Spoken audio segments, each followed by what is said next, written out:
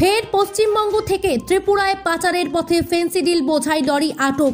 অসম ত্রিপুরা সীমান্তের বাজারিছড়া থানাধীন চুরাইবাড়ি চেক গেটে।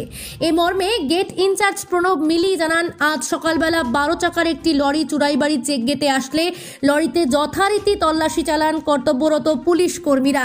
এতে পরিবহনের খুচরো পণ্য সামগ্রী বোঝাই বিভিন্ন সামগ্রীর আড়াল থেকে 193 কার্টুনে মোট 9700 বোতল ফেন্সিডিল এসকপ সিরাপ উদ্ধার করে পুলিশ।